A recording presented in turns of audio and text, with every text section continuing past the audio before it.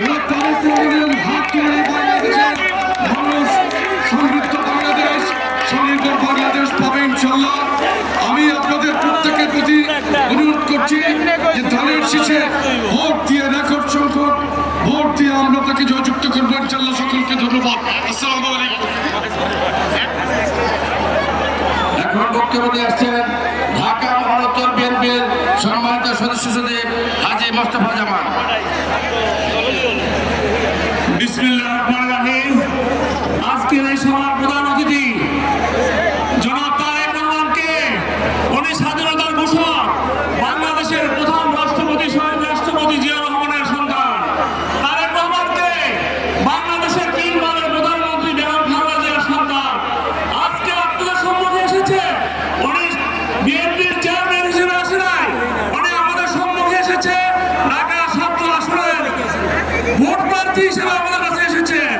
আমরা কি ওনাকে একটিভাবে ভোট দিয়ে সহযোগিতা করতে পারি না? আমরা আগামী নির্বাচনে তারেক রহমানকে বিপুল ভোটের মাধ্যমে ঢাকা 7 আসন থেকে ইনশাআল্লাহ বিজয়ী করবো। বন্ধুগণ, 30% 50% ভোট পেলেও পাস করা যায়। আমরা 90% ভোট দিয়ে তারেক রহমানকে নির্বাচিত করবো ইনশাআল্লাহ। তারেক রহমানের নেতৃত্বে আগামী 12ই ফেব্রুয়ারি বাংলাদেশের জনগণের ভোটে বিএনপি ক্ষমতা আসবে এবং বিএনপি ক্ষমতা আসলে বাংলাদেশের সকল জনগণের আশা আকাঙ্ক্ষা পূরণ হবে ইনশাআল্লাহ।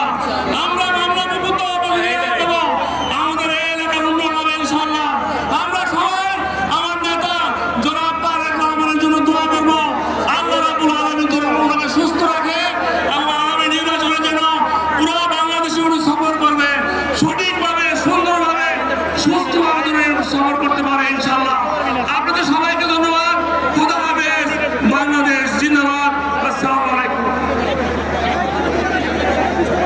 এখন বক্তব্য রাখার জন্য আমি অনুরোধ করছি ঢাকা মহানগর উত্তর বিএনপির সম্মানিত আহ্বায়ক জনাব আমিনুল হককে বক্তব্য রাখার জন্য আমি অনুরোধ করছি। জনাব আমিনুল হক।